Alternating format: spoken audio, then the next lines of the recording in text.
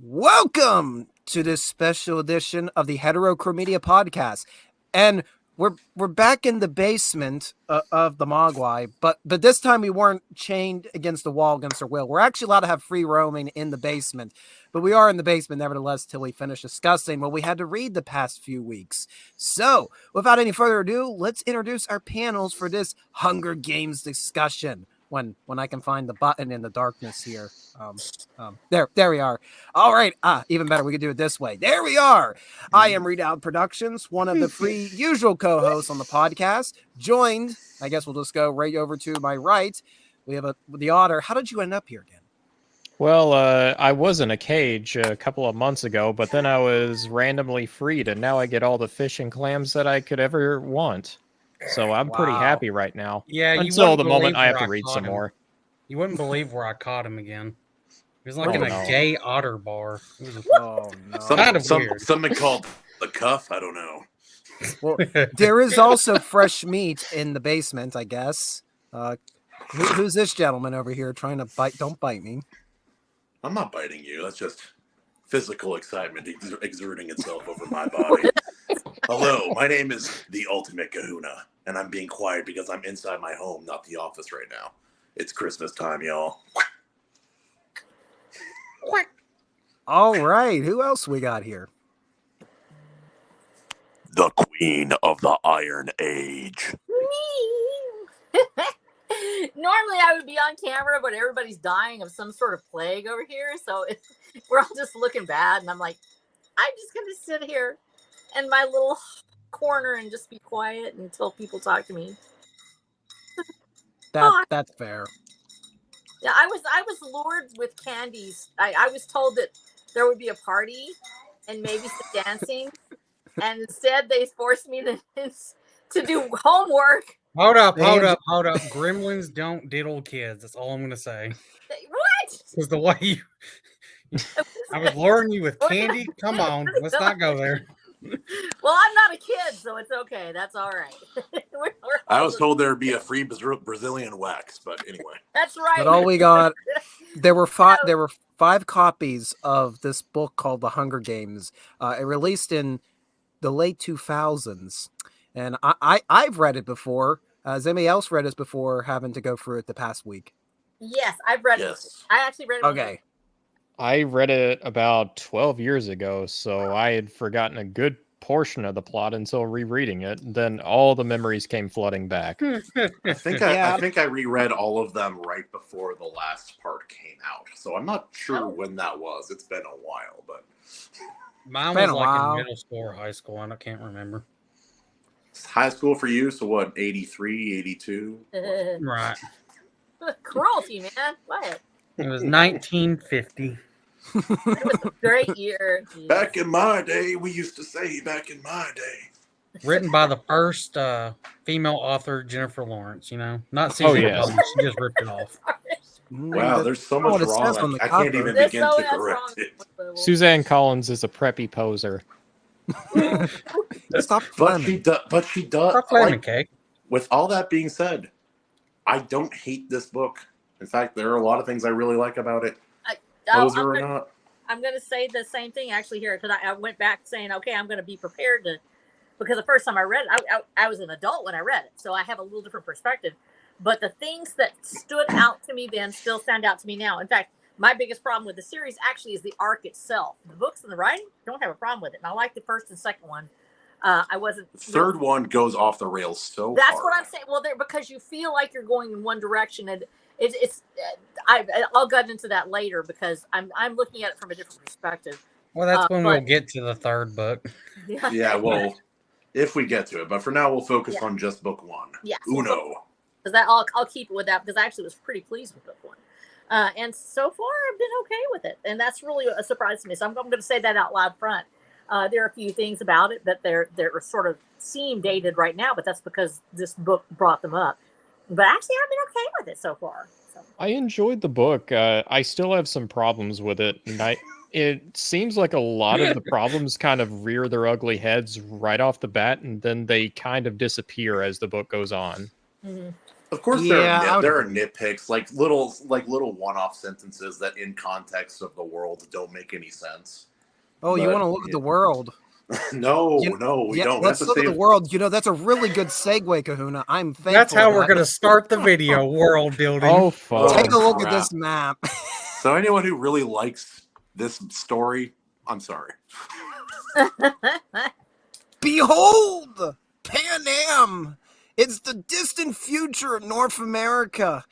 And the continent is divided into, well, it was 13 districts, but now it's 12 districts. We'll get to that. Why aren't they in order? I never saw this before. Really? Yeah, they're not in order. Like, look. No, they aren't. They're not in order. They're actually in a different. I think they're like based on their economic development. I think. Like District 1 is the richest. District 2 is the next one. I think it's based on economic importance. Yeah, but how is it economic status when you started out the districts? So that numbering wouldn't make any sense because they would all be subjugated to the capital. Also, the capital is they're the real rich folk in this scenario. Yeah. So they're the only rich folk. Yeah, only ones. It's like the homeless people who occasionally get to sleep in the church versus those who never do. That's holy smokes! And where was 13 again? Is that the part that's it doesn't show it. Yeah, it's been sort of nuked. Sort of, coda, not really. Bye, man. Not really. Spoiler for the series, guys. Sorry. So we're just gonna do a quick rundown, and we're gonna go district by district very quickly to show you, because in this distant future, there were 13, there are 12 districts, and they all supply one particular need to the capital. I don't think they make enough they don't distribute enough resources that it can be given evenly back to the districts. I think it just all goes to the capital and they don't see it. They don't see anything from it. It's great. Or so virtually nothing, yeah. So you got the capital sitting up in the Rocky Mountains. It's where all the rich folk are, all them and all their weird hairstyles and dyeing of their skins and clothing. And yeah, it's a pretty creepy place. Don't go there. Pretty weird. Don't feed the capital folk. Hollywood just moved several hundred miles to the northeast. Quite well. I heard they do unspeakable things to their kahunas there. Anyway, carry on. Then we get to District 1, which is industry and lifestyle. They produce luxury items. Oh, no. Oh, no. Oh, she's back. Yeah. Sorry about that. And we're back. Yeah, we're back. Yeah. So, continue. They produce luxury items for the capital. I don't know how they're able to sustain themselves because they only make luxury items, but there you go. Wait. So what, do they have factories, or are they like very specific craftsmen? Anyway, I can't start getting into the nitty-gritty now, but it's the problem with every district besides a few that are just not really distinct. Why you have an entire district? Well, the problem is they're also isolated. If you have a district that's just working on luxury items, it kind of implies that they have to rely on somewhere else to actually get those supplies. There has to be some level of cooperation, but everything I know about the districts in Pan Am, they do not do that. Yeah, it sounds like the capital forbidden. It is strictly forbidden to do any trading or going in between districts.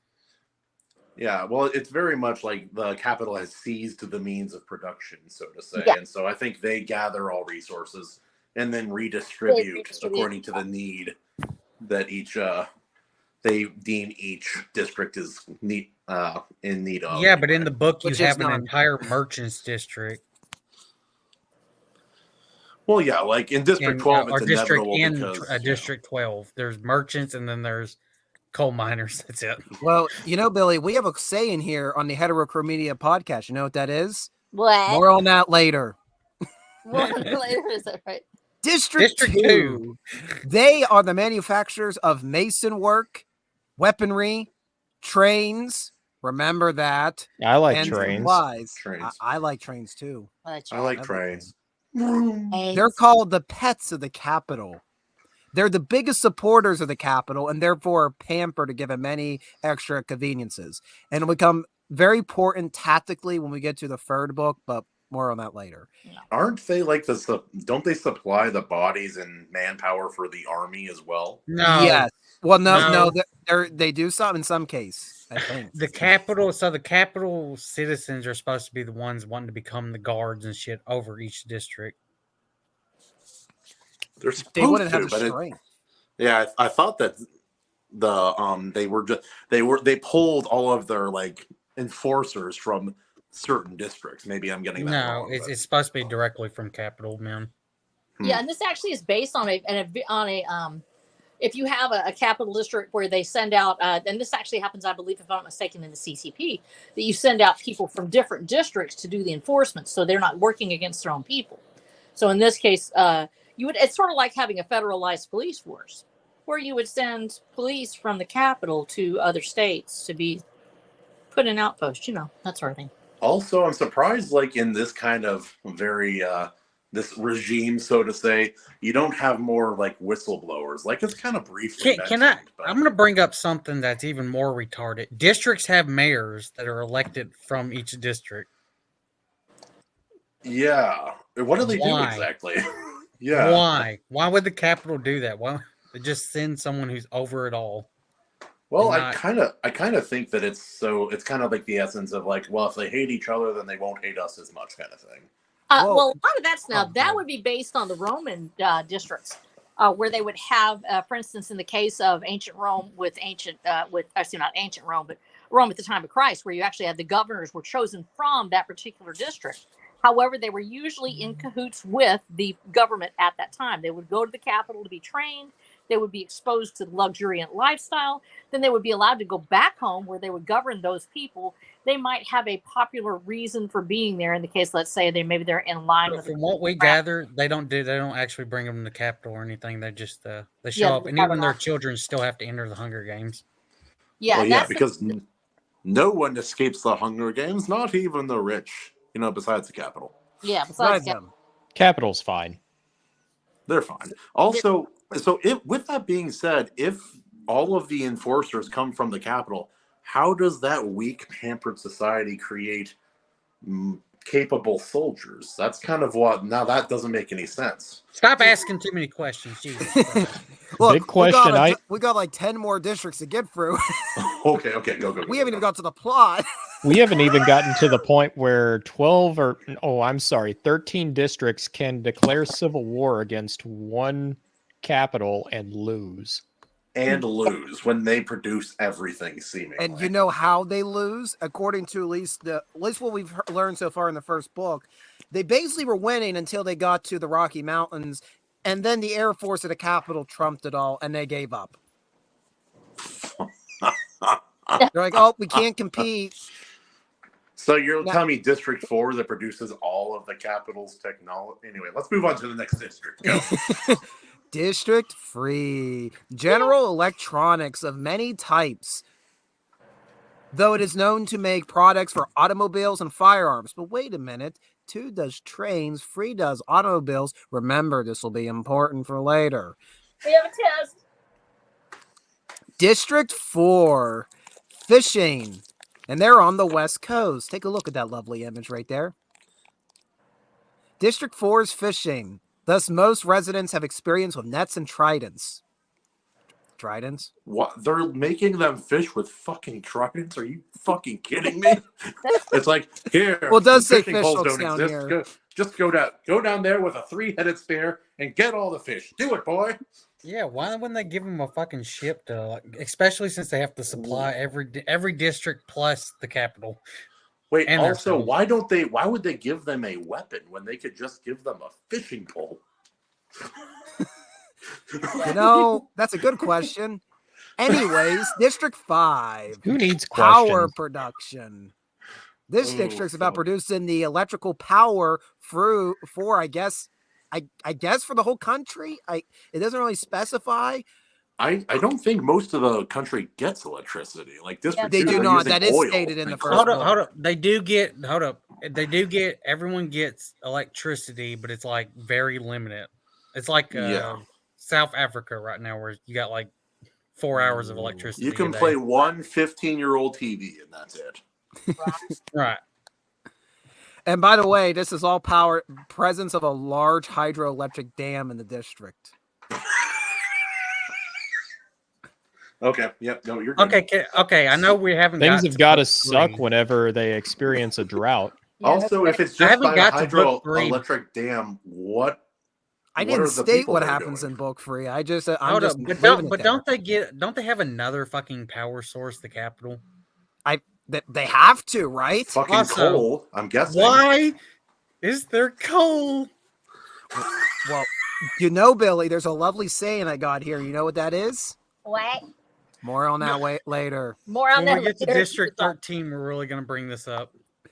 District 6, transportation. Now, wait a minute. District 2 is supposed to make transportation? trains. District 3 is supposed to make parts for automobiles. And District 6 is just all transportation. I guess Well, because of Detroit. No. They use unicycles and tricycles. That's their alternate. That's their green energy solution. And Hold that's up. what they produce. 2 of the past winners ended up becoming morphine addicts. Yes. Oh my gosh. Yes. They spelled That- morphine wrong, I think. No, Uh-oh. they call them No. the morphlings. That's what they call them canonically in Oh, in okay, Catching okay. Fire. Yeah. Oh, okay. And they don't It's call like, them anything haha, else. look, They're I'm just the different. morphlings. They're just the morphlings. District 7, lumber. Residents have experience with hatches, axes, saws, and other tree cutting tools. But no revolution. Not in 75 years, I guess. Yeah. District 8, textiles. District Wait. 9. Wait. Sorry. Go make the 7. So you're telling me the guys who swing axes, use heavy equipment, and take down trees for a living don't win the games very often? Yeah, because I think they would. Yeah. Have you ever met a fucking lumberjack? Those Yes, are like I the toughest actually guys have. you'll ever meet. They're tough. If it says I anything. knew a one-armed forest ranger that was actually lost his arm wrestling a bear. Wrestling? Yes, wrestling a grizzly bear. You are from attacked. Texas, Miss Snow. No, Oh, but that's- Hannah that's Mason another was from District 7, so Yeah. Oh, okay. she's one of the better characters when we get to the sequel books. No, she was cool. Though I can't see her chopping down a tree somehow. Anyways, District 8, textiles. Now, there ain't much more to mention other than textiles and that they make the Peacekeepers' uniforms, the Peacekeeper, the police force, and all the districts. District 9, grain. Little is known about this district, just that there are large numbers of farmland for production of grain. And I can hear Billy dying inside because we're going to get to something shortly. Little is known in Grain. this authoritarian regime that closely monitors all its denizens. Yep. Yeah. District 10. Also, no Livestock. corn, no potatoes. Anyway. Hold on. We'll get to that. There's no corn, no potatoes. They get corn from their jars, I guess. I don't know. So I want to backtrack. District 8 is textiles. Textiles. District 9 is grain.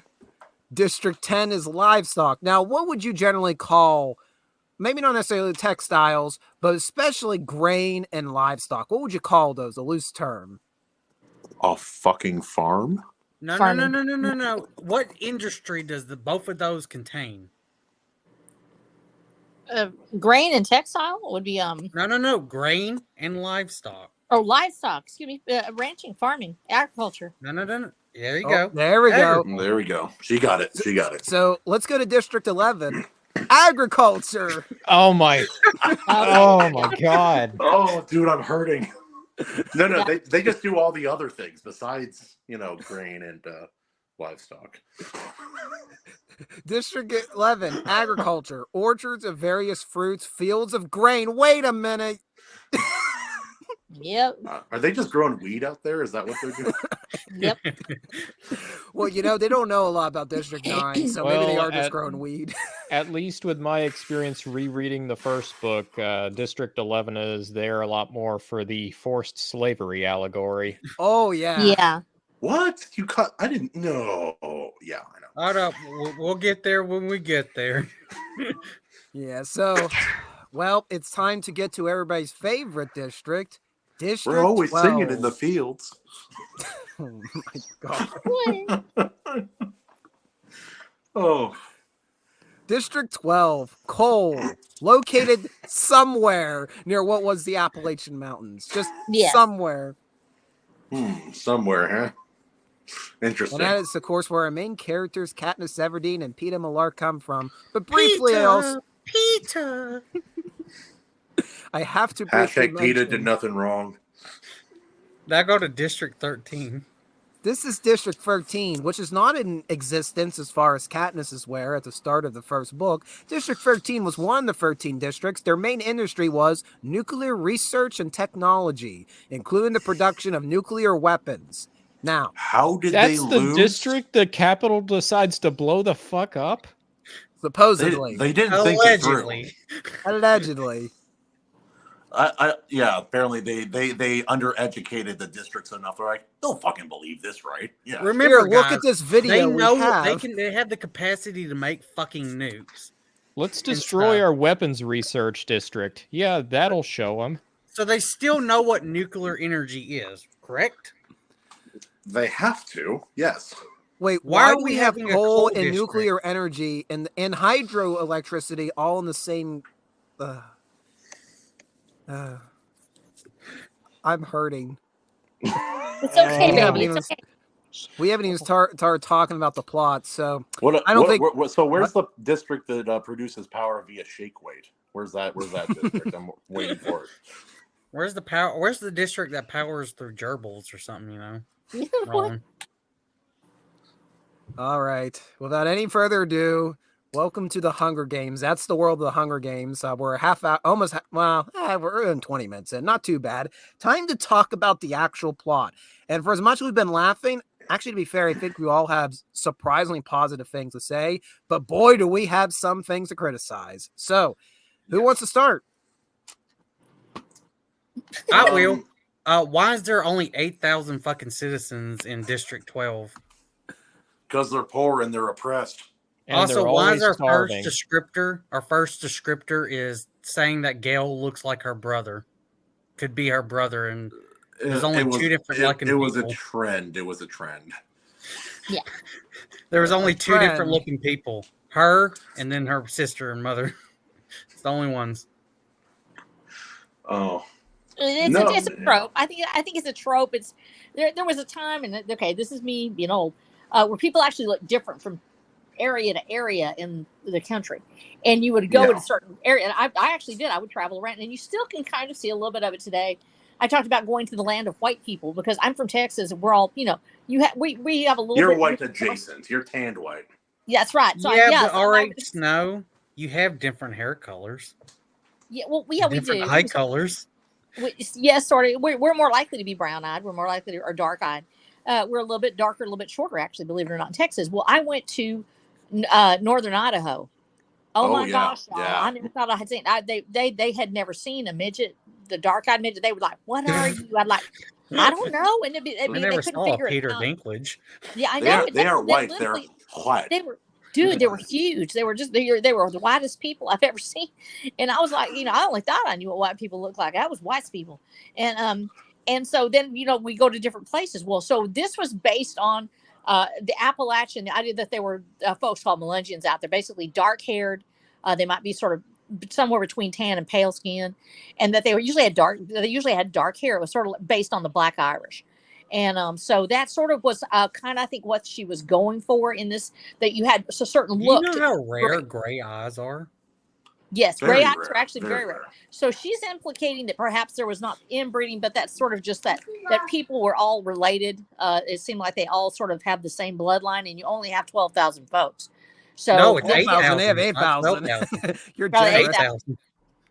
Well, and actually, if you don't realize this, actually the first group of people that comes to the United States, and Redoubt, probably you know this, first group of people that come to the United States for the next 200 years, from 1619 or whatever, all the way through to, you have the first major influx of the Irish coming in. Irish. That 8,000 people, along with your Angolan colony and your Jamestown, the Pilgrims, that 8,000 people will produce the next 12 million or more people out of that group. Hey, R.H. Snow. Most of the people are related to them in this country. R.H. Snow. Yeah. This is 8,000 people after 74 years after the rebellion. Yeah, I know. Is that Also, And the Hunger Games were set up. Even with starvation and all that, Yeah. how are there not more people? Like, unless they're controlling the breeding, for lack of a better word, the copulation. Yeah, how are they doing that unless they have rules against? It's implied that there's vast Yeah. tracts of country that are just not used. They're just Mhm. completely In between, wild. yeah. So, like, there's only a small area in each district where people actually live and work. That's what it's like. Like everything's off limits. Now, I want to interject briefly because this has been Yeah. bothering me. So I come from coal country, western Pennsylvania. Woo! Everywhere around me were patch towns, and let's say about 67 years ago we're in peak operation, and now we're just nothing but rust, and it's very sad and depressing. Anyways, at the peak of operation, there was the town of Connellsville, Pennsylvania. Connellsville sat in the middle of the largest coke field, like the coke that's made for steel production in the United States.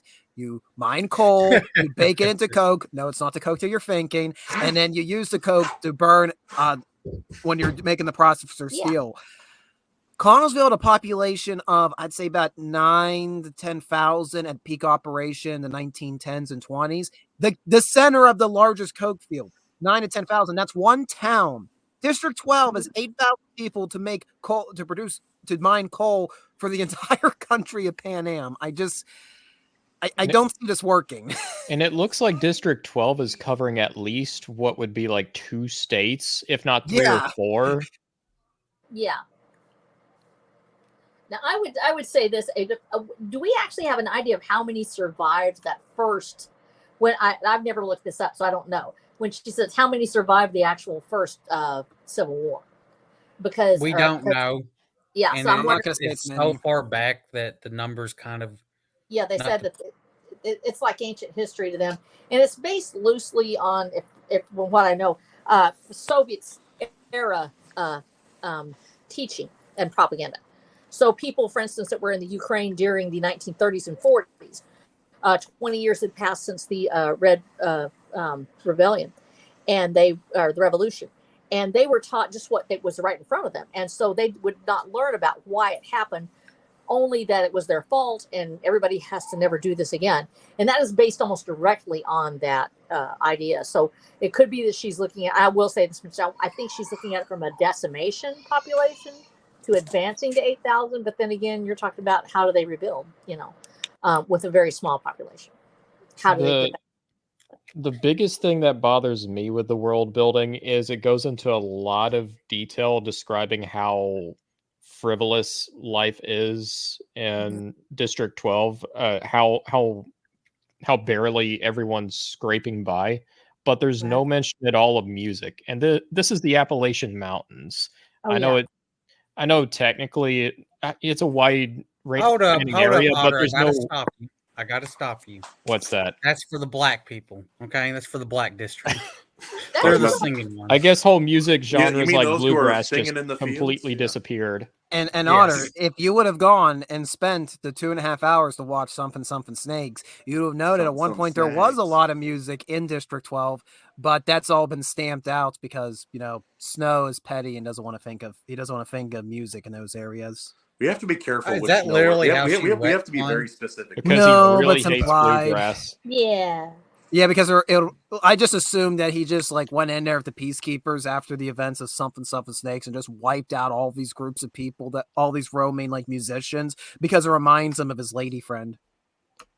What the fuck? I liked Snow a lot more before they fucking gave him a backstory. Holy shit! So they always have to give him a backstory. Now, before we go down the rabbit hole, Hunger Games, first book, Katniss. Let's talk.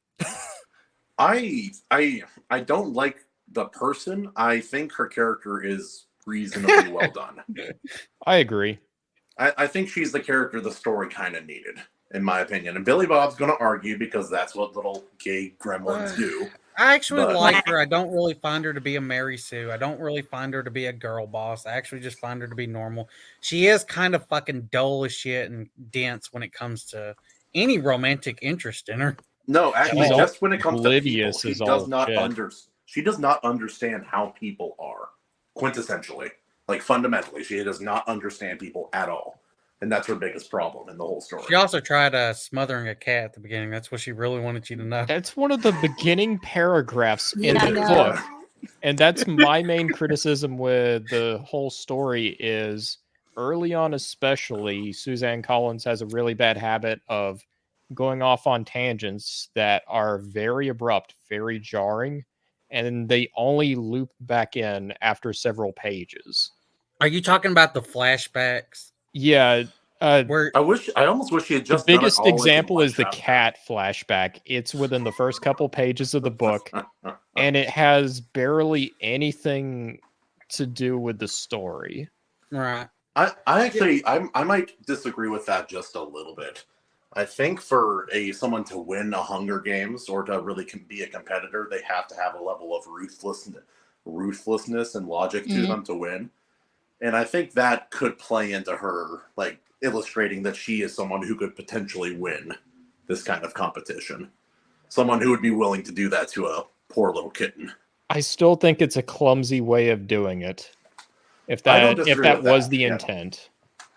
I think there's 100 different ways that could have been told a lot more fluently with the actual story. My main problem is a lot of those flashbacks, they're very jarring, and it's very clunky exposition. That's how I describe it. The Now, biggest as one the I book have is goes the on, PETA it one. gets much better at it. The Whenever biggest one I have is the PETA one, because that could have been used for dialogue later on. What was Like that, Billy? when they're in the cave and everything. The whole PETA Oh, yeah. flashback could have been cut, really shortened down, and then you got like the full thing when they're in the cave. Well, like, it's weird because Later it's very first person kind of narrative, and the way that, like, sometimes the flashbacks just happen in the middle of a fucking conversation, which is, like Otter said, pretty jarring. But then later down the line, it's a little bit. It's like, oh, she had a dream about this or that. And yeah, I'm like, as the I'd book almost rather, goes why on, didn't you just do that all at once? Get it all over with. as the book goes farther on, those flashbacks, they're a lot more they flow into the pacing a lot better. They're not I near as think we're looking jarring. at just her. Well, now she was already, and let me say this about Suzanne Collins because it feeds back into her world building as well. She's the daughter of a military, actually lieutenant colonel, and so she doesn't have a privileged life, but she has a life of where she's living in a very specific world. And she moves a lot. She sees a lot of different places, but she isn't really part of one particular culture. And I think that's when Redoubt was talking about the music missing. She isn't really a part of a particular culture, so she experiences just the very top layer of each one. And I've been that kind of person where I had to move a lot, so I know what that feels like. So I think what we're seeing is her impression of each group, and she's making that. So for the first thing people think of is, oh, this is the coal mining country, and so that's all you hear about in the first story. Later on, when people were wanting to know more about it, she got into it and started talking about the music and of Appalachia and the things. And so we see that, and also the fact that her father was an Air Force colonel, which is why you see the Air Force win. I think that she actually just writes that in because she just wanted to see Daddy's team win, and that was good. And Wait, also she's relating her father she actually, to the evil no, capital. no, you just write it in about who's going. Nobody ever says the Air Force wins. You know, you just want to see it happen one time. I'm also curious how someone who came from a military background. Did I lose you guys? No, you're No. You're there. Okay, sorry. It was really quiet for a second. Yeah, I'm curious how someone who came from a military background thinks a girl with a bow and arrow can shoot down a jet. I'm just wondering. Hold up, that is for book 3. I know, Yeah. but I can't. Like, that out On of that everything in the later. series, that thing boggers me more than anything in the story. You have to really think. You can bring down, and let me say this, you can bring down a helicopter with a projectile. If you had a slug, I looked this up because I had to find out about it because there's a spoiler. Okay. So you actually can bring down a helicopter with a slug or with a high powered rifle. You can do it if you hit the right stuff, but it's usually a wall of lead that you do the wall of lead maneuver, and it hits something finally that causes a line to bleed out or something like that. So technically, I guess if you had a high-powered enough bow and arrow, but it would have to be like a compound bow and all that stuff. But yeah, you can bring down a helicopter with a projectile. I don't really think you could do it on a jet. Can I also bring up that she's like scared as fuck to do dialogue scenes and shit? See, and that's my big weakness. I love dialogue things. I'm right now in the middle of doing That's a not freaking. no, Sorry, no. Snow, That did was you notice endearing like in your every time we story. got to where you would think it would be a dialogue interaction between Yeah. characters, and we just get that your prose of just skipping over it in a paragraph? Yeah, it's. I think that some people. I'm okay. This is me with this. I have a tendency to go in and read the author. I read the book and I read that author's work. So I'm usually not really. I look at what they do well. I really love the fact that she goes into detail about the groups of people, and I've got a background on that too, because she actually does the poverty of the Appalachian area fairly well from a perspective. This is me from my perspective, as my mom was born in a dirt floor shack in 1927, actually nearly starved to death. So I'm a one generation away from that lifestyle of having to live picking cotton, stuff like that, doing nearly dying as a child. So Yeah. when I look at that, she does actually a pretty good job of that. Her dialogue is really terse. And I think she equates that with people that are afraid to talk, people that won't talk much. Katniss's character, I'm actually okay with her because I've met that person. The I person have that too. Yeah. yeah, Yeah, that All same right, that here. no, person. what I'm referring to Yeah. is anytime either she's looking or seeing someone else have you would think would be an actual scene with Yeah, that dialogue. there should be a She dialogue skips between over it. those characters. And I think the hard part maybe for Suzanne is she's always seeing it through Katniss's eyes, so it just turns into blah blah blah and it just rolls away. And That is one thing with a first person perspective Yeah. kind of story. You really have to drive with that perspective character. Yeah, because Otherwise, it's constantly seen through Katniss's eyes. yeah. So that's not an excuse. I have a tendency to have a little bit more omniscient view, so I'm hearing everybody talk and they're all in their own voices. And she's pretty much lodged inside Katniss's head.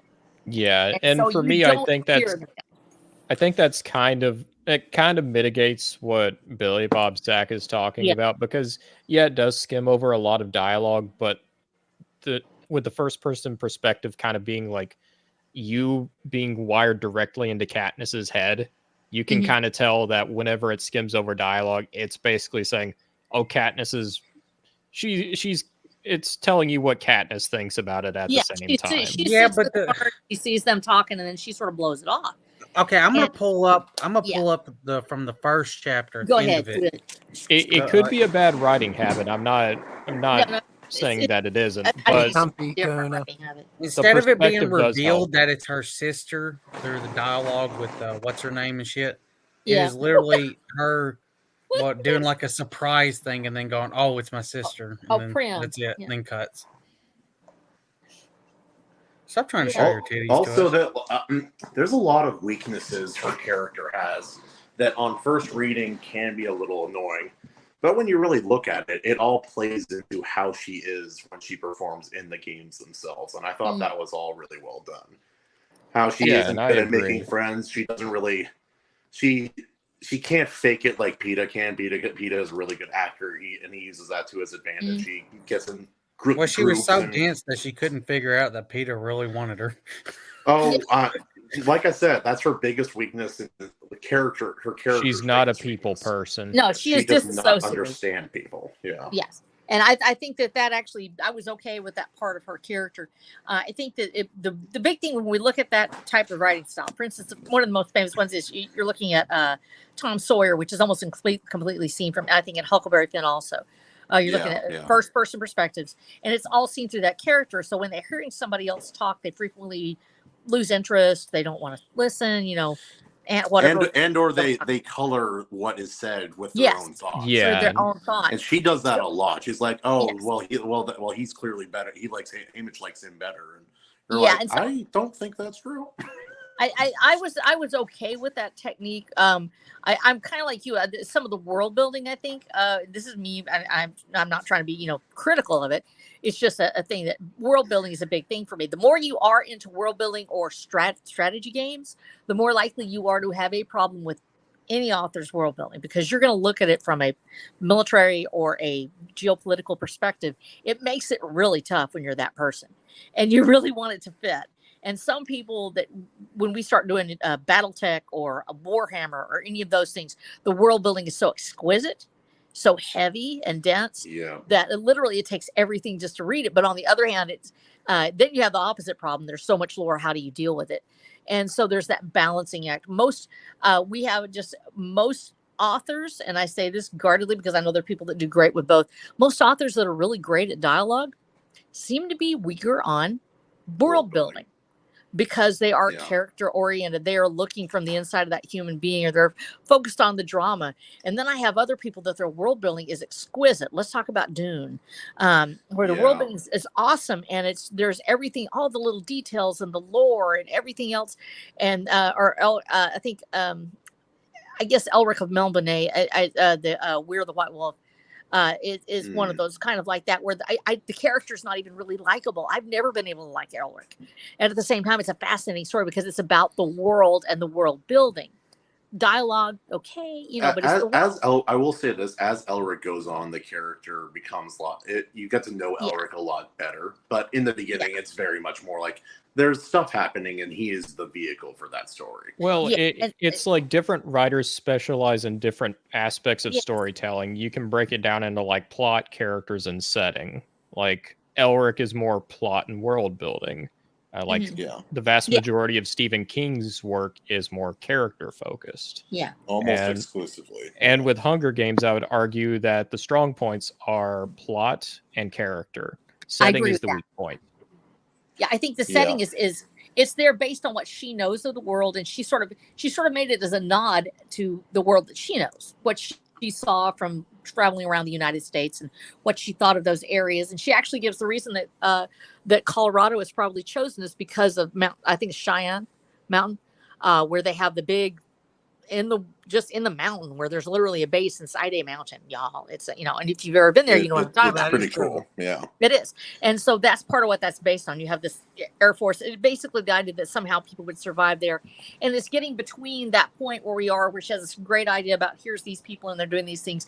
There's that gap she's trying to fill in later, or her world building now that she's doing, where the backstory and everything like that, trying to retcon it maybe a little bit and make it fit, and that's okay. But so when we look at authors from that perspective, we say, okay, what did I really like about the book? What's weak?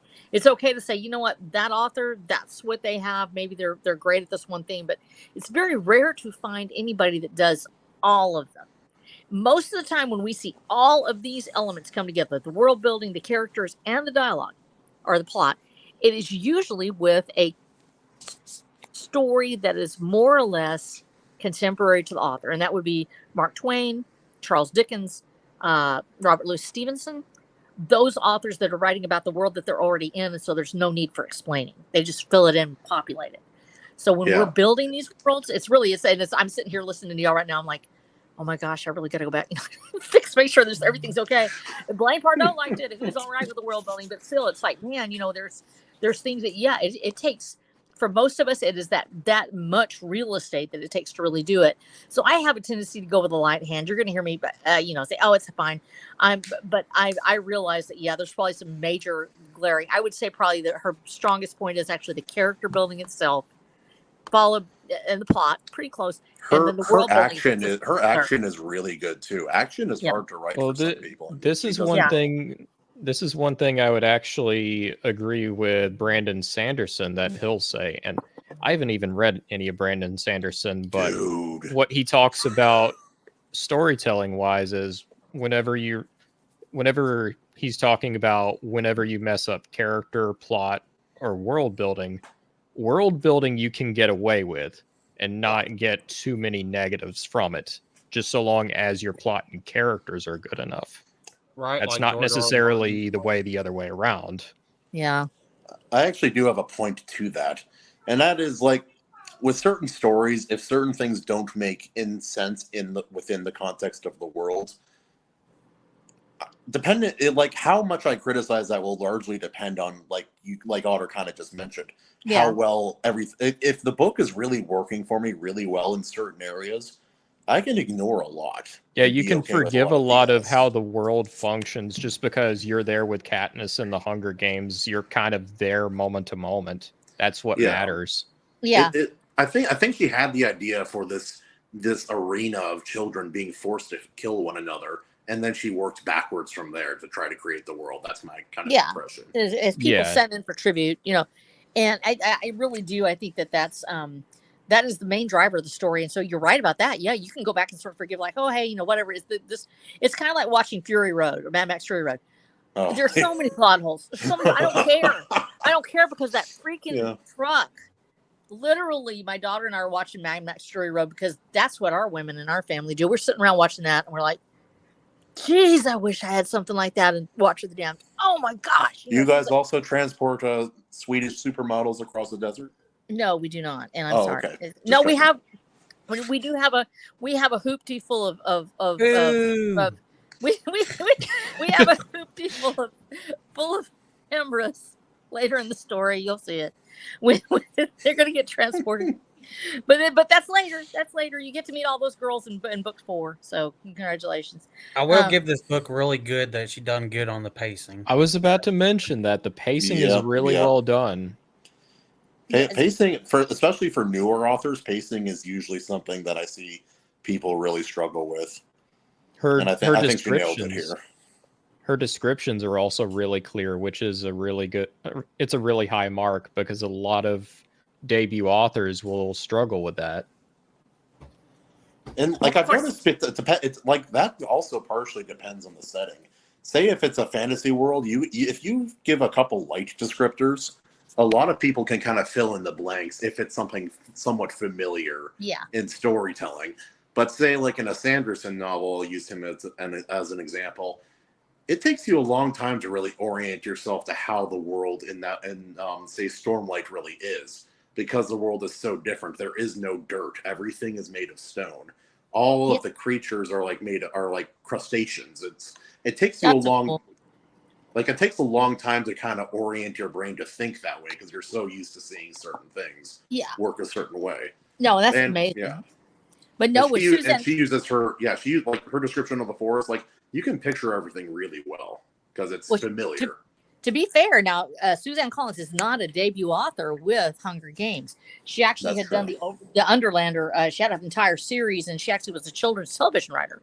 So she does well, but that is actually where I think her strongest suit is the descriptions of the world.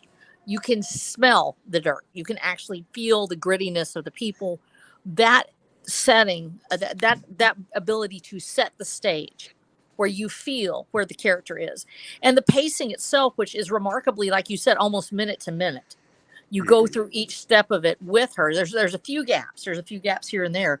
But for the most part, from the time she volunteers, you're going with her on the journey.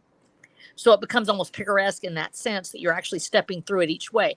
So that those descriptions become the heart of that story, actually. You're experiencing the world through Katniss's eyes.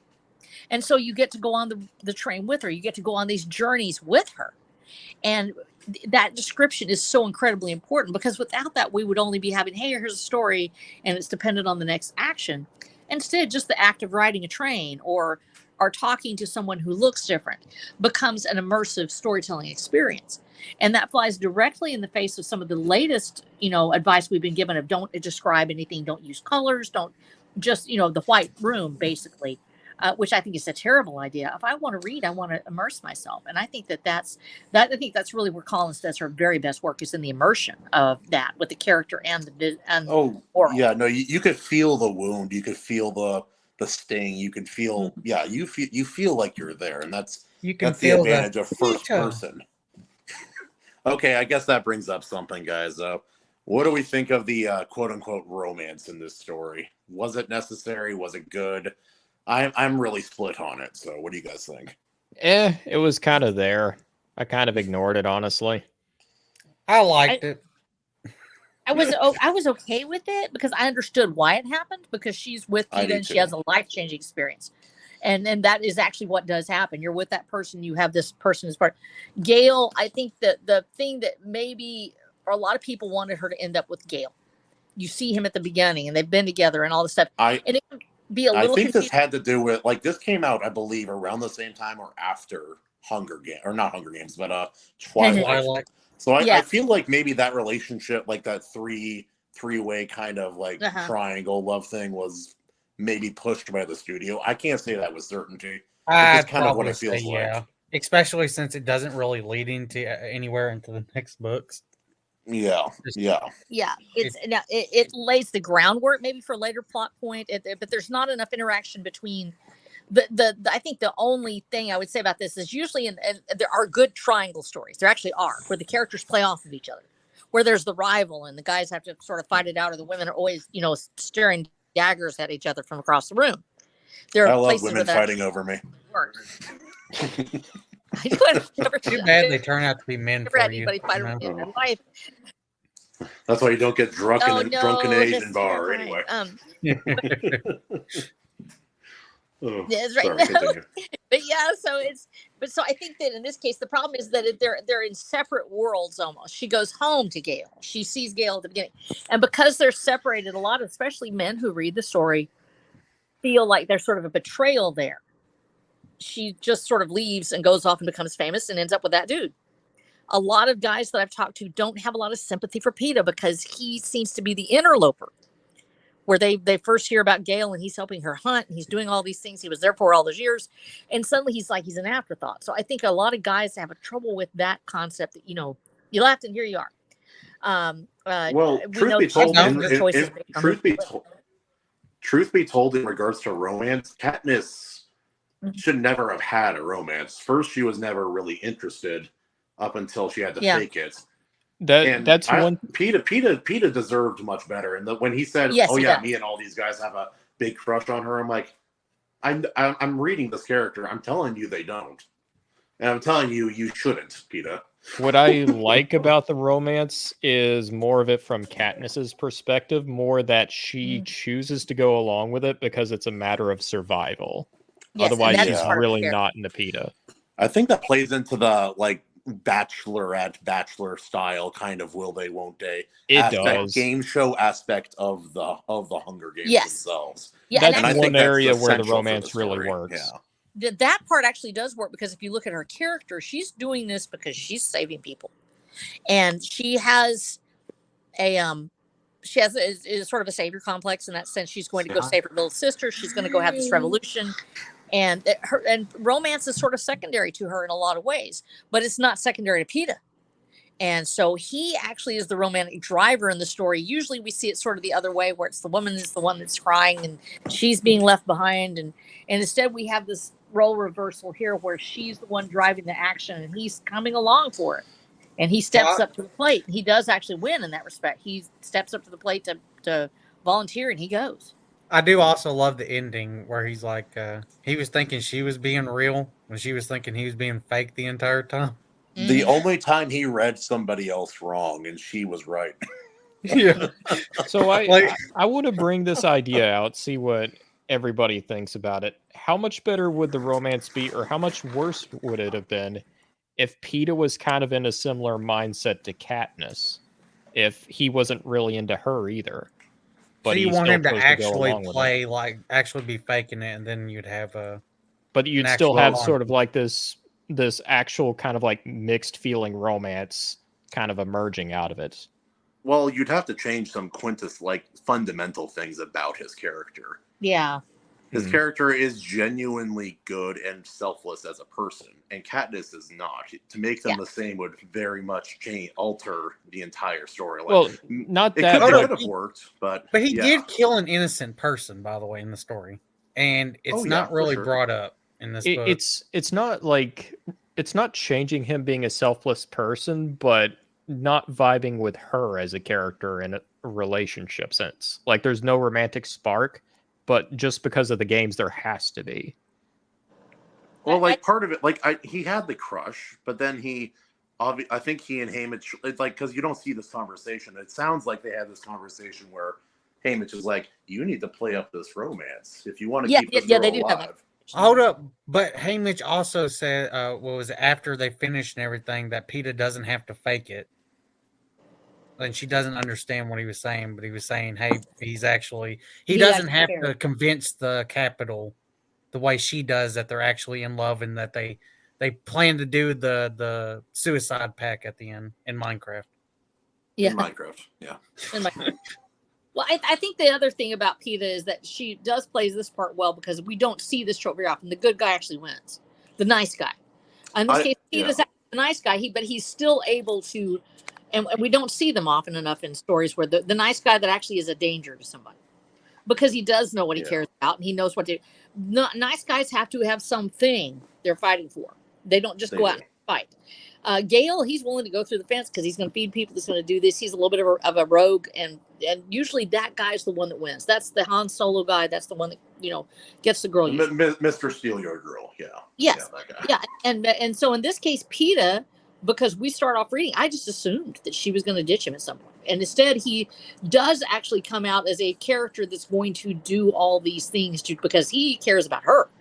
Now, the thing that it makes it harder to believe sometimes is the fact that, yes, it's hard to sympathize with Katniss. Reading it from a female perspective, we're like, oh, I see where PETA's doing this and she really needs to wake up. It makes it hard to sympathize with her as a female character when you're a male reader because you're not seeing that being given back. The romance part of it when you're dealing because the whole time no. you're in her head, the romance is fake too. It isn't that she's not picking up what Gale and the other one are putting out or whatever, Yeah. It's that at no point is she like really realizing, hey, I think he's more than just acting. Like she has inklings, but she doesn't really realize until the very end. She comes dangerously close to having a clue, but she narrowly misses it. Yes, every time. I know she's like, he told this intimate fucking story, and she thinks it's like for the camera so they can get some fucking food. Yeah, and it's like, she's hold like up. Playing up. She's like, I'm gonna kiss this my boy in front of thousands of people so I can win this death game. Also, all right, Snow, you know what you should do? What? You need to write like a mini short story of just Gale, him viewing all the stuff that's going on with her and PETA. He's just punching trees in the woods and killing rabbits. That's what he's doing. No. The story would have been that Gale would have actually shown up at the games, like being sniping from the outside. Oh, that would have been so dumb, though. I know, but it would have been so cool. It was like just like killing people left and right. And it turns out that it was Gale all along. He's been slaughtering people from the outside. But then at the end, like he has a change of heart. He doesn't shoot PETA. Then he changes his mind again, shoots him in the ankle, and That's right. I think one thing I don't like about this book is too many tributes died at the beginning. Yeah, then they may take it down. I think that's better, and I have a very specific because reason why. We didn't have an opportunity, like for Katniss to get ambushed a couple more times by different tributes and shit. Okay, you wanted that to be drawn out, sort of a little bit, right?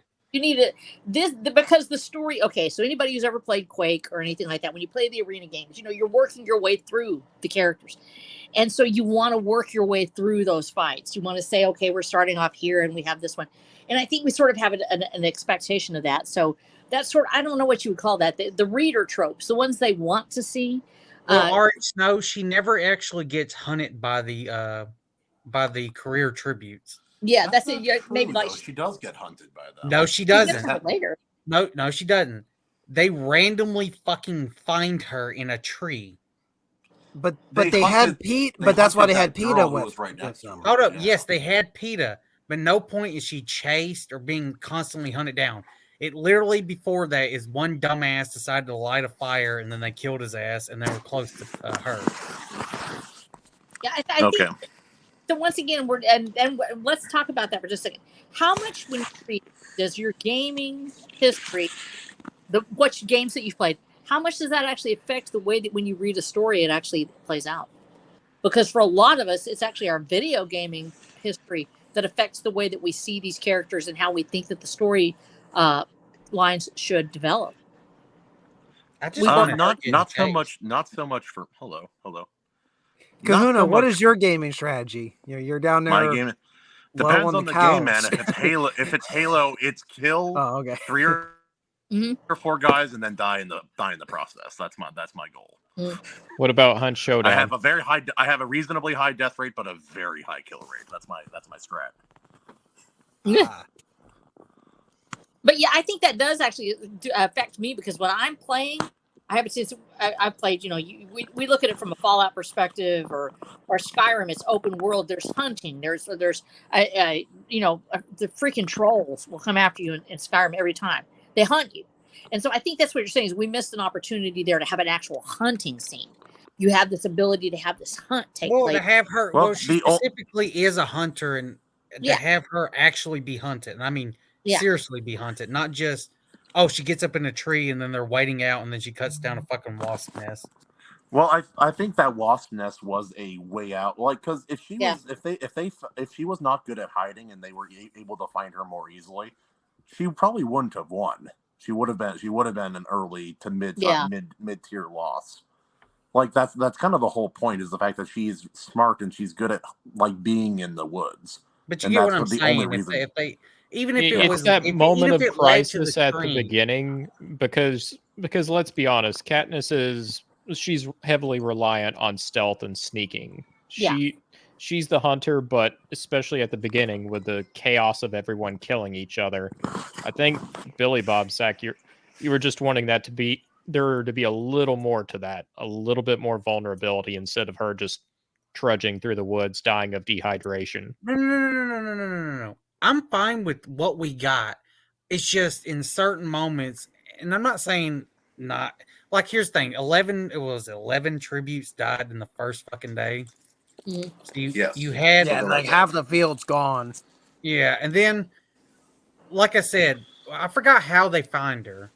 But they end up finding her, and she gets up in the tree, or she's already in the tree. I don't remember. It's been a couple weeks now.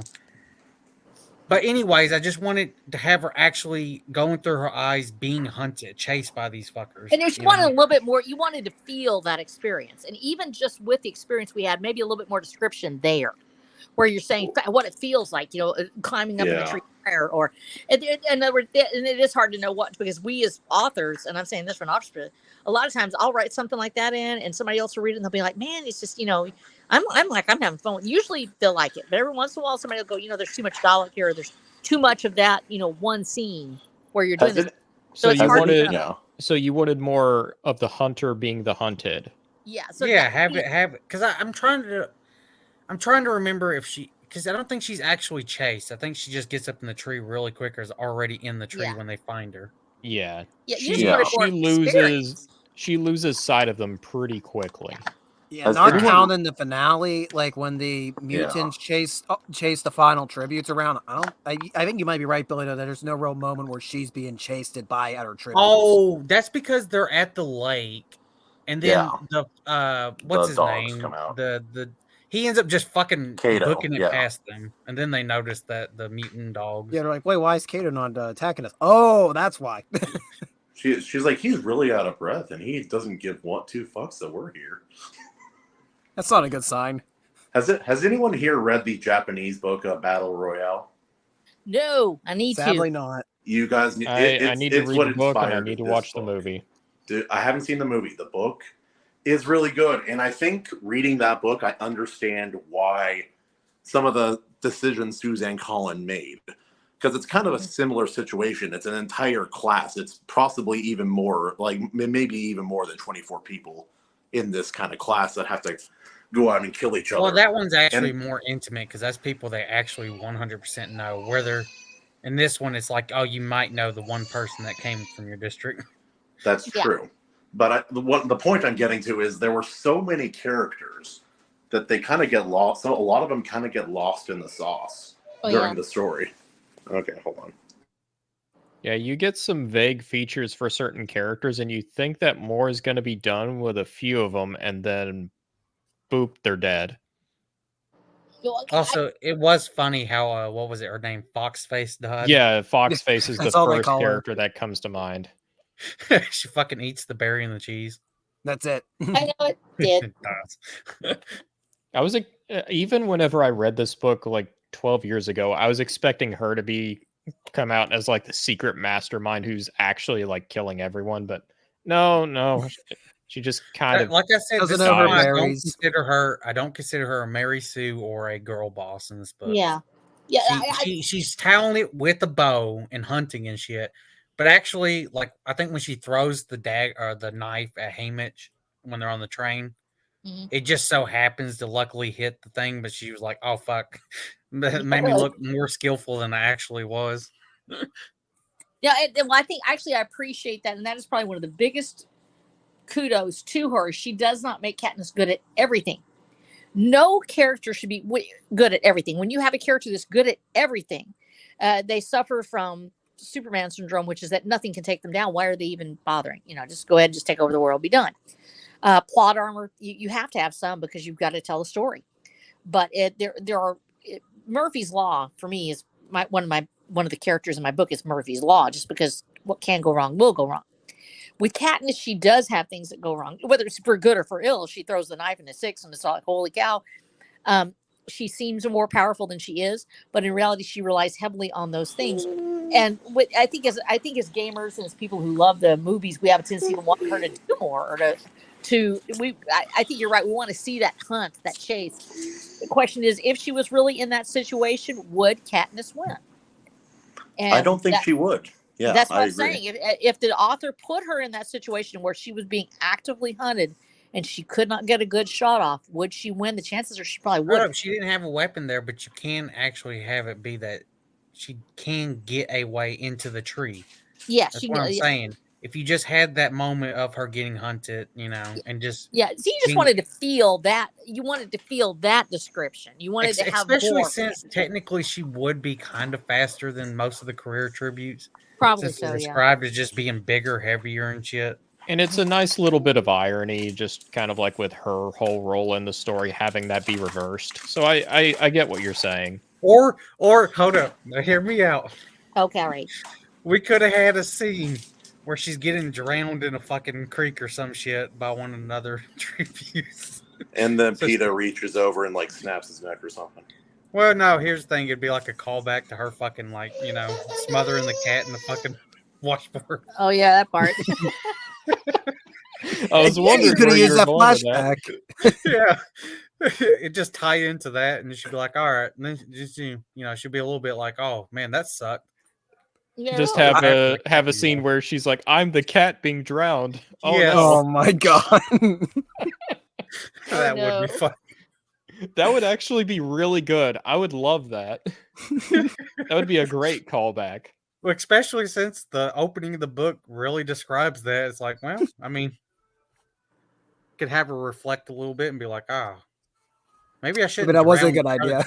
No, that is awesome. That is awesome. It's a legitimately good idea. I think that's legit.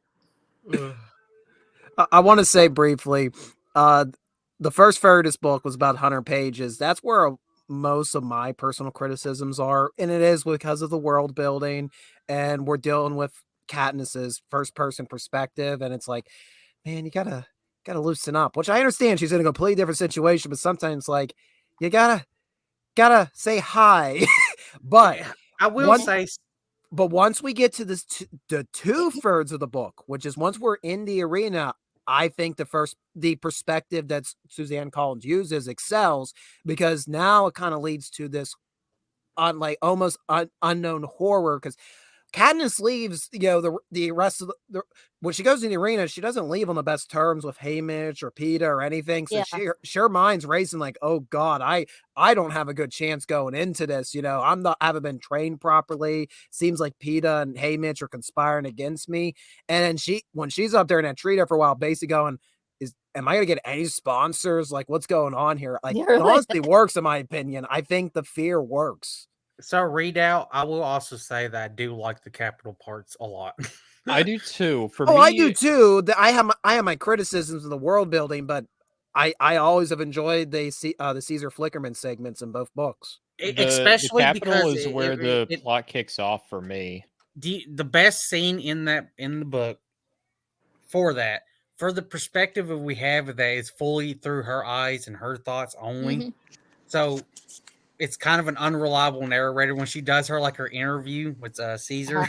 Yeah. And then she's like, I really killed it and shit. And then basically they're like, yeah, you kind of just fucking bland.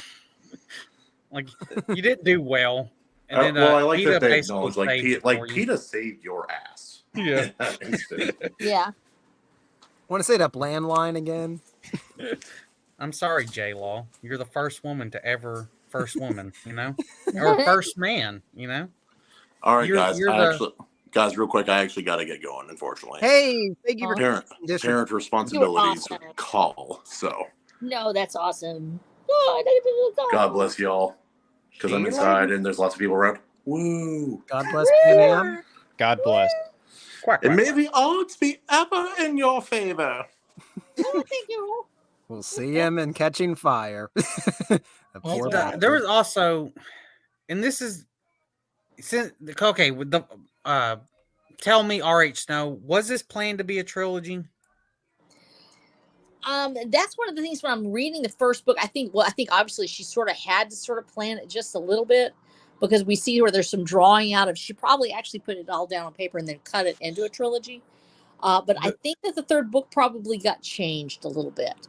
The reason why I'm asking is because do you know how there's like no President Snow in this book? He's in there like 2 parts. Yeah, that's what I'm saying. There's like we have.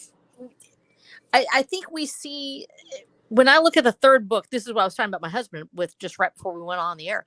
The third book to me, I'm not as in love with as the first 2 because there's a sudden turn in the way that the story ends, and of course, I have a different perspective because I'm from a military family, and we talk about why they were fighting and everything like that. And it turns out it's all for nothing, and we really don't have this. Even when you sacrifice yourself on the altar for the common good, or when it turns out that everybody's corrupted, there still has to be where you can say, I didn't do it just for nothing. There was a reason I did it to save my family, or she has her child, but I feel like something changed in the course of the arc. And so I think that she started off with one idea, may have ended with another. Now that's me personally. Maybe she had it all planned out all along. But I feel like it changed somewhere along the way, and probably Snow got added in as a plot device to introduce that corruption sort of, or that top level. And I know it's easy to have that happen because I've got this big long series, and so I know that you can be writing and suddenly a character just shows up. So it's possible that happened. And the end of the first book, they're just saying the capital. They're not even saying President Snow himself. Yeah, they're not saying. I do think that that sort He's of there shows briefly. Yeah, right. Does his name show up in the book anywhere? Yes, he is full on mentioned. When they do the chariot scene, she actually meets him and shit. No dialogue. Yeah, so if he's in there and she meets him, then I would say I think that the arc was planned. I think that the characterizations probably weren't as developed for the first book, and she sort of put that out there. And when it caught on, then her publishers probably went, yeah, let's go for the whole thing. She was already well known enough that she could probably get away with that, and had the support she needed anyway to go, knowing that she was going to get a trilogy out of it. So I think she did do it that way, because a lot of times when we see the one where it's just one book and then, we want more, it's usually from a new author that doesn't have anything, and suddenly their book catches on fire and everybody's like, oh, make another one. So I think she did plan this out because she had a series prior to this one. It was not Undertale. What's it? Underland or Overland. But yeah, so I think she probably had it planned as a series. That's just my long way of saying it. Sorry. Can we say briefly, though, that the Capitol could have avoided everything that's going to come in the next 2 books if they hadn't tweaked the rules of the game and just stuck to the course? Or if they stuck with their guns after tweaking the game and gave the Capitol crowd their star-crossed lover gimmick. Right. Look, the thing is, it was okay. This is how stupid it is. You allowed the cross, star lovers thing to continue on throughout the games. Then you decided to make a rule change so the Capitol audience would be very pleased that they both can make it out, Yeah. And then your decision was to be like, oh no, now we're changing it back because rules. But I'm like, you're pissing off the Capitol people you're trying to entertain, your citizens. Well, and that's of course, like I said, it won't be the first time that somebody screwed that one up. But because people make wrong choices. That's how we have revolutions. The thing would be important to do is for her to point that out, that that's actually what happened, that they're taking right. It would be more believable if you have actors in the back. I say actors meaning agents in the background that are actively doing this to create or foment dissent. It might have made it a little bit more believable, maybe. Right, but it was just weird that the Capitol, all the citizens were head over moon that they're having this. They were letting this romance plot and then really focusing on it, only to then try to change the rules so then they can make that better, and then try changing it at the end. I still agree with what R.H. Snow is saying. If you just had one little bit in subsequent books where it's like President Snow or whoever went up to the games master of that game and said, "What the fuck did you do? You just sparked a whole revolution," then it would be fine. There has to be some sort of acknowledgement of it. Typically, now I say this guardedly, villains are villains for a reason, and too many of the time we see villains that become. You have to say, why does they fail? A villain that's really at the top of their game isn't going to be deposed. They're not. They're powerful. They have an army. They're everything that the hero almost always comes in when the villain is either on his upswing or on his downswing, never at the height of power. Somebody has to make a mistake, and you need to call that out. Here was your mistake. This is what happened. I got complacent, or I got lazy, or this thing happened, or a power vacuum opened up. We kind of need a little bit of an acknowledgement about how this happened after all these years. Why did it take place? And if it's because there's a mistake made, because somebody got greedy and just wanted to see this happen, but then changed their mind when they realized it was the wrong thing, kind of want to call that out. And so now I have to make sure I do the same thing in my own series, which is that when the villains, when they're deposed, if they're deposed, why did it happen? And if there is it can't just be because they're stupid, because you don't become a villain because you're stupid. Right. In general, you want to have smart villains, and whenever the villains mess up, someone overhead of them has to call them out and say, "Why did you do that?" Because there's got to be tension. Fuck up. Well, there's got to be tension. Or they have to realize it. They have to realize this was a really stupid move on my part. I screwed up. And the best stories do have that. They have they become they fall in love with the wrong person, or they end up doing the wrong things. And if you study history like Redoubt has, you realize that is 99% of failures in monarchies and in power structures happen because of humanization, because of family, or because of love interests. Because it's my situation. I'm like, all right, you want to bend the rules. I get what I get, Dad. Governments bend the rules all the time. But the moment that they go, oh, never mind, we're going back to status quo. Sorry, guys. It's like, what do you think they're gonna do next? Like, what do you think Peter and Katniss are gonna do next? You idiot. Yeah. Matter of fact, they knew they had poison berries. They knew they had poison berries, by the way, because they saw Katniss keep the berries and then put them in a fucking plastic bag. Yeah. The problem was that the gamekeepers were kind of like this vague, abstract antagonist, kind of like setting obstacles in front of Katniss and everyone.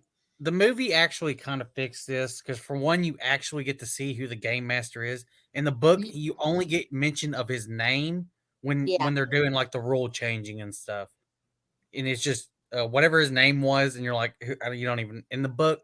If you didn't watch the movie, you actually wouldn't know who the fuck that is. If it was more of a defined character or a defined team of characters, and it kind of gave you a bit of insight into what they were doing, I think it would have worked much better. Yeah, we sort of want to know why it happened. Let's put it that way. Right. And it does happen, and it's implied that somebody made a change. Obviously, there's not, a monolithic form of government or the rules. It's not like, Kim Jong-il in North Korea, or it would have come down from the very top, and then we would know why it happened. So I think that we sort of want to have a little bit of after action report here. Why did that happen? It's a loose loophole that could be actually addressed through another book, probably.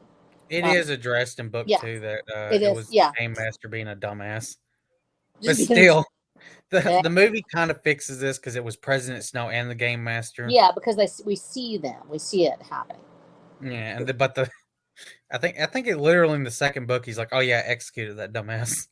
It's probably a shortcoming of the book being written in such a limited first-person view, is that you're only seeing it through Katniss's eyes. So because this quote-unquote villain is completely off screen, do you think it would have been better? Do you think it would have been better to have us like 2 more POVs? I think that actually for me it works better. This is me because I love different POVs. I throw tons of POVs in there, and I have to rein myself in because I want to use more POVs than I can. So I would say from this book, I actually liked it better just sort of being through Katniss's eyes. If I'd seen it through Peeta's eyes all the time, or where they were switching back and forth, it might have made the impact less because we're experiencing. I'm not even saying Peeta. Yeah, I mean, literally just having Yeah. it be like, "Hey, Mitch," and then I would say actually if I was going to go that direction, seeing it through the eyes of the mystery person, seeing it through the eyes of who it is that's actually the power behind the throne, and having that person being revealed later. I think it still works ultimately best just for Katniss' perspective. I mean, I might have my grievances, but once you get in the arena, like I said, the fear of the Hunger Games pivots on it being a first-person perspective. The unknown, it hinges upon it. I don't think it would be as, and honestly, this is my big criticism when we get to the movie, is I think it loses a lot of its impact because it is now third person. We know what's going on. Yeah, you can see the others. When you're, and that limited, and you're right about this, that limited first-person viewpoint means that we only see it through her eyes. We don't know when that person's coming around the corner. We don't know when they're going to show up. We don't know when they're going to pass under the tree. So in the movie, you're seeing it in front of your own eyes. You're seeing her and that other action. So it sort of changes the way it works. I think you're right about that. Also, one consequence I don't like in this book, her losing her, what was it, left or right hearing? Her eardrum getting blown I think up. it's her left eardrum that gets blasted away. I think there need to be more consequences. It kind of doesn't have that many consequences story after it happens. I kind of wish that she might have had like hard hearing in that ear or something for sequel books, just kind of like as to keep consistency. Yeah, just as like a scar. It kind of gives you a bit more insight into what she's gone through, what she's had to survive. Well, when we get to book 3, she kind of just gets brand new skin. More on that later. Yeah, more on that later. I'm suddenly really glad that I haven't read books 2 or 3. Oh, but guess what? You're going to have to now. Oh my gosh. See into the flames. Stop flaming, okay? All right. We're at an hour and 22 minutes. Is there anything else that we had written down in our minds that we want to mention about Hunger Games? Forever hold your peace type deal? I do want to say that I like the fact that it was an immersive experience for me for the most part. That even if Katniss was cheesing me off or she wasn't hitting it all cylinders with Peeta, just me as an author that loves description, that she did a great job of putting me in the Hunger Games, where I was feeling like I was there. And that to me is the strength of the whole series in that respect, that you really get to feel like what it's like to be a person in that situation, and you get to experience that world with her. And so that was my big strong point for the series, and something that still after my second reading still stayed with me on that. I'll agree with that. I really like how the book paints a picture, because it's something where even a lot of very popular novels, you read through it and it feels like there's a lot of parts that are being explained to you rather than shown to you. And one thing that this book does really well, it feels like you're there with Katniss, especially once the games begin. I question how this society was able to hold together for 74 years after a cataclysmic civil war, but yeah, I agree with what everybody else said. What we do see is fascinating. It's engaging, and once we're into the arena, it delivers on the title of the book. Gosh darn, that game maker was so stupid. The pacing was really good as well. Gotta point that out. All right. What were you gonna say, Billy? So I didn't feel like we were wasting any time for the most part. No, it's very well paced. I was surprised how quickly I read through it. I was a little worried, but once I started reading, I'm like, oh, we're in the games already? Oh, wow, this is okay. So you don't have to dwell on the negatives too long. Aside from the cat, there was hardly anything I thought was superfluous. Poor kitty. That poor cat. Poor kitty. Well, I think that wraps up our discussion on the Hunger Games book. But this is but one of 3 discussions because Yay. you know what comes next. Catching fire. Catching fire. This discussion board's going to catch fire. Well, I'm before catching fire as we speak. Oh God. Don't spontaneously Yeah, I can't combust afford near an us. extinguisher, so you're just gonna have to like roll around or something. You know? I guess me and Snow will just like pat you down or something. I don't know. Nah. There's a blanket over there on the wall. But before we do leave, it's time for us to show. We probably should tell people what we do besides read young adult fiction in our free time. We're gonna start off with Otter. We'll just go right down the line. Otter. Oh, perfect. Well, when I'm not criticizing mainstream media, I'm usually writing my own. I have my debut novel out called Steel and Stormbright: The Curse of the Star Raids. You can find that on Amazon and Barnes and Noble. I also have my own Substack page called Downstream Pulp, where I write reviews and the like. Athletic tits, athletic tits. Oh yeah. All right. Snow, because Yes. I messed up and now the thing is all over the place. Snow, where can we find you? You can find me at watchofthedam.com, or you can find me at flow.page/RHSnow for all of my links for my socials and everything else. That's flow.page/RHSnow. For Watcher of the Dam, be there, be there, be there. Where we have 7 books now. The first series completely out from books 1 through 6. That's a complete series. You can read it, and it stands on its own. And also started our second series, Watcher of the Dam, the post-apocalyptic Texas, where we are going to fight the system and join the revolution and lead a new Lone Star revolution with Watcher of the Damned. So be there, be there, be there. Come on with me, and we're going to saddle up and ride. There we are. And future me, make sure to put all these links in the description. Do that for me. Editor me, please do that. Please do that. Billy! You can find me on Only Gremlins. Right now, we have a special 5 gold bars of gold press latinum.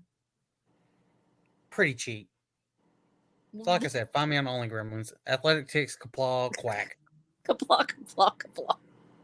I swear to you, if you got that, if you got that website, I swear to you, if you got Only Gremlins, I would. When I do set up my Substack, it literally will be called Only Gremlins. I'm asking you, onlygremlins.substack.com. Please go do this right now. Please, you kind of have to now. It's free. Go do it. What has this been going on? Like 9 months now, this joke? Yeah, please go do it. Go do it right now. I'm swearing to you, I will be your first subscriber. We're not ending this stream until that happens. Oh my God. So, I am if you want to live, explore. Wow, I can't even stay my tagline anymore. Wow, it's late. If you want to live, explore, and preserve history one step at a time, be sure to head over to Redoubt Productions, where we have a variety of historical content, be it for the French and Indian War, the American Civil War, Pennsylvania history, industrial history, military history, railroad history, all sorts of history. It's wonderful. It's wonderful. And if you want to listen to me and people talk about pop culture, well, you're in the right place already. Subscribe right here to the Heterochromedia podcast, where I don't even know what I do on this. I don't even know how to describe this channel. It's the and I say this in the kindest way. It's the dumpster for my thought process. It's the dumpster. It's like I have no idea where to put this. We're gonna do it here. So until next time, go to all the links. Oh, and before we do leave, I should also mention the ultimate Kahuna, who joined us earlier tonight from District 2. Apparently, he's from District 2 now. He does have a YouTube channel, and he is doing a wonderful variety of reviews about Iron Age media content. He also does a few live streams where he actually does live dramatic readings. And I mean dramatic readings. Very dramatic.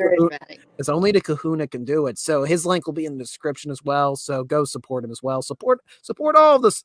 Support all the panel. Do that thing. Wow, I can't speak anymore. So the editor me will add in a wonderful outro music, I'm sure. Yeah, you have some work to do, editor me. We don't have that. We don't have that. Well, we might. I guess Billy's gonna start singing the tune. What was that over there? Your new outro music.